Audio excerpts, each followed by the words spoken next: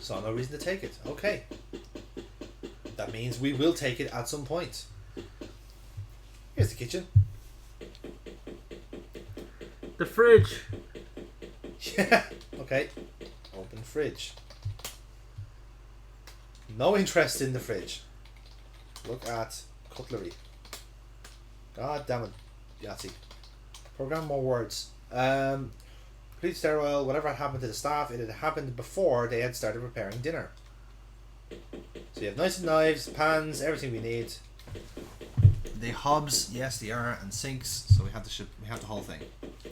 Get a cutting board on fire to open the fire door, I guess. Maybe we'll leave that for the moment anyway, because this is what we need to do. The shingle that we saw in this room is from the unicorn. There we go. There's Terry. So what did I do to the girl? Long story. Okay.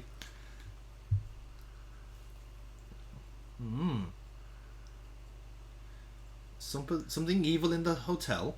Oh no. I don't think Chahal's going to take to this.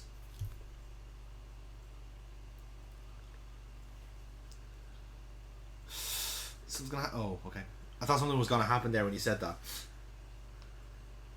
He's gone a bit terse lately, hasn't he? To be fair, this is his big expedition of his life's work. No one is here to see him. That's a good point because, right? I mean, the O'Malley is here, the stuff from the Defoe Manor is here, the chisel from the other place is here, and now this thing here for the unicorn is here. So it's all the items of evil are all being focused onto one place. And yeah, I guarantee you for a fact that it's the hotel is probably like on some ancient Indian burial ground where this whole thing started. So everything's been drawn here almost by fate. Or he's a cultist. Could be a cultist. There's definitely one cultist at play here. It's either Chal or someone else. Like it doesn't. This doesn't happen by chance. Like so. Look at shingle. Yep. There we go. Could this be the same unicorn? Yeah, this is it. I'd rather you didn't handle the exhibits, please. Oh, okay, we have to get him out of the room now. Fuck. Here's a can of Coke. Go for a piss. Maybe. Wine. Yeah, that's probably it. He has had no breakfast. He's had no dinner. His stomach's going to be completely empty and filled with alcohol. Ask Abed about the unicorn. For the crack. I didn't call the unicorn. Oh, he has the shingle. That's his. That would explain why he doesn't want us to touch it. That's fabulous. All the way from the Elizabethan period.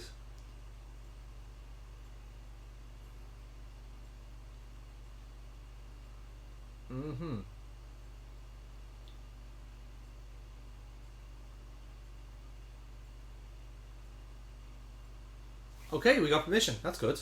Okay. Don't have to lie and get him drunk. He's gonna get drunk as we're doing it, I think. Yeah. Okay, here we go. So, this does follow a pattern after a while. I'm sure you agree. And have profile. The drawer close into my vision and tickety. Ready to detect the professor speaking to me. Curious. Okay. Somewhere in Wales, July 28th, AD 1581. Right. Owen Somerset, a travelling merchant, was on his way back to his wife and family in London, having concluded some business dealings in Ceredigion? Ceredigion. Yeah, Ceredigion, right. Caught suddenly by a summer storm, he spied an inn by the side of the road and marvelled at his good fortune. Oh, and he speaks Old English language as well. Must have might have said. And the innkeeper is very, very Welsh. Aye, perhaps. That's not Welsh. Yeah, okay, we'll take that. It's Welsh by way of Glasgow. The innkeeper seemed quite taciturn, but Owen was in good a mood, and was determined for it not to leave him. It was probably too late to continue writing. Well, it's easy for you to say, Owen. Even if the storm cleared, Owen decided to inquire about it after a room for the night. I love his cape. Yep.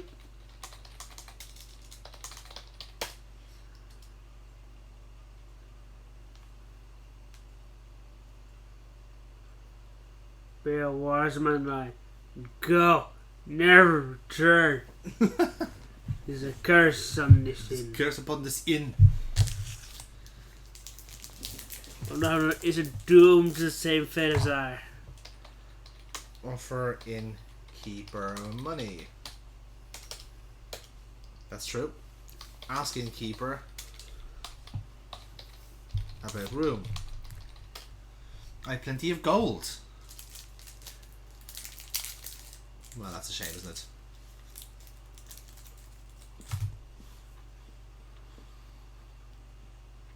Ah.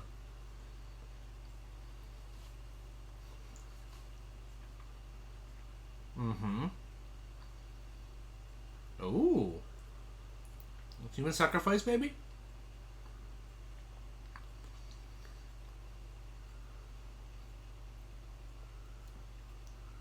Oh, interesting.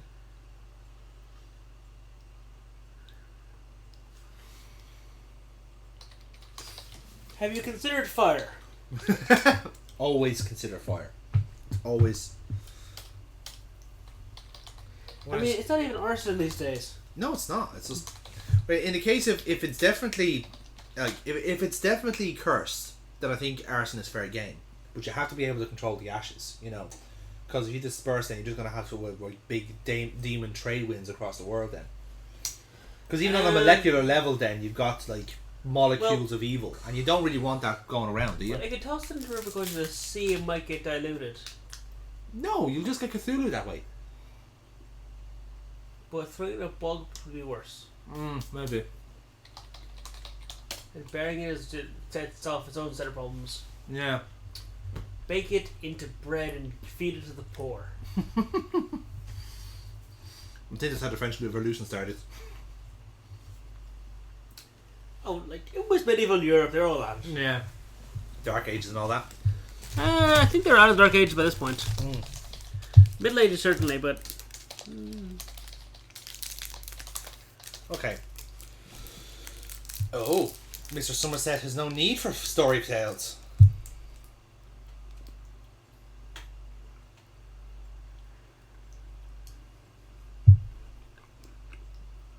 Oh dear.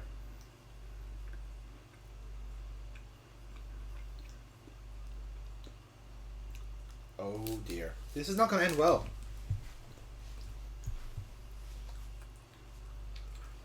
Very good. We negotiated to stay in an inn. Look how comfortable it is.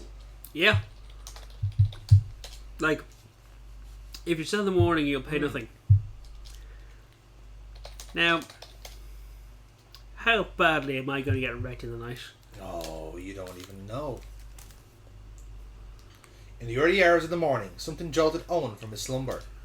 Piercing sound? No. Piercing smell. The inn is on fire, Paul! It's the vapours. Nothing seemed to be burning in the bedroom, but the smoke had to be coming from downstairs. Here we go, Paul.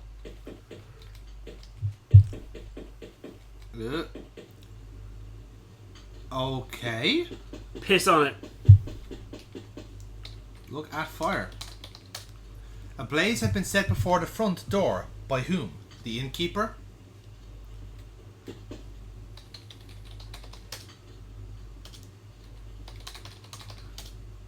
Owen didn't have anything on hand he could use to put the fire out. Use cape on fire, maybe. Little fire blankets. Stamp out fire.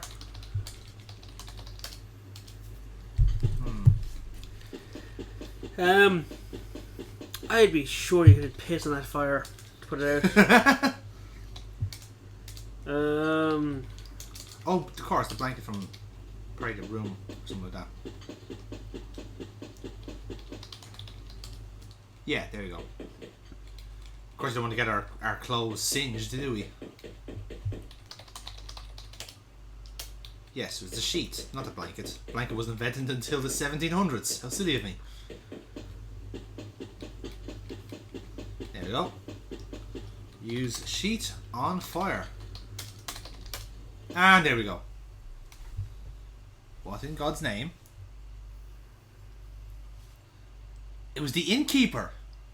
The innkeeper was fucking immolated. Uh-oh. There he is! Ding, ding, ding, ding, ding, ding. He got impaled. All the way down. Ouch. The innkeeper had said that the wood came from a tree on an island. Clanbromman Island. Besides that, it seems I know what it leads. Okay, so this is potentially a dead end, because where else can you find a tree from fucking 1,000 years ago? And Trilby, I know you're following a trail. Go to the roof if you wish to proceed. Victim 2, the innkeeper. So Langman's been giving us this. God damn it. Victim 2, the innkeeper. The second man who desired judgment was the innkeeper, who had brought the wood of the tree and built from it his house. The prince came to him and his guest, and he struck the innkeeper down, and the innkeeper knew the name of the king. And the prince turned to his innkeeper's guest, and he said, You I shall not let live, for once before have I made this warning, and still my soul aches with what is done to the wood that is my soul, and I will spare no man who injures me in this way. And the innkeeper's guest knew the name of the king. That is some BS. Yeah? Like, it's just a fucking rabid monster at this point. Well, see, at this point, it seems to have been... Oh, ooh, hello, Barry. Or Abed, even. What's he doing? Talk to Abed. Look at Abed, even. Abed said at the bar, somewhat the worse for drink. People staring fixedly at a disembodied porcelain head in front of him. Huh. Talk to Abed about head. May I borrow that head?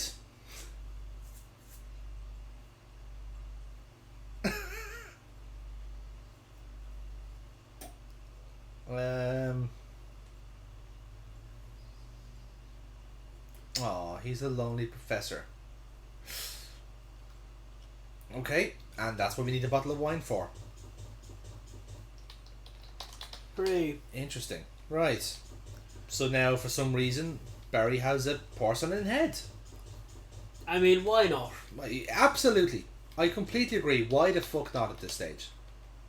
I mean, the night's young. There's no one on staff. There's no one around. Fuck it. YOLO, as the kids say. Also, we haven't found ourselves in the evil dimension in a while. That water is actually working quite wonderful. Of course, we can just go to the dark world whenever we want to with the cola. So it does kind of work out. Coke is the cursed evil liquid of darkness. Well, it's full of caffeine and other agitating substances that Trilby's obviously sensitive to. There, see now? Now you fucking cursed us. Thanks, Paul. You're welcome.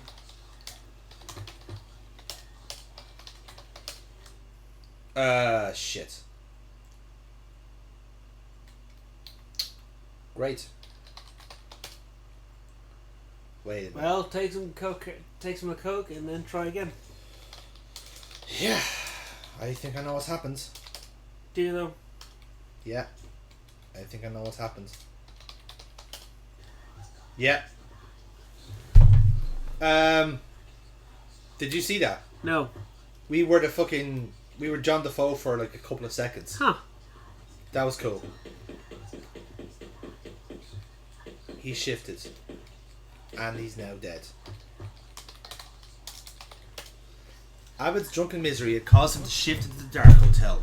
The jolly man of whom I had grown fond of, lay decapitated on the floor. With Siobhan's disappearance, I was now truly alone. The professor had known nothing of the horror. He was blameless and ignorant of any matter involving Joe Defoe Manor or a cursed idol. But it seemed my dark captor had cared little for these facts. He was calling out the tall man.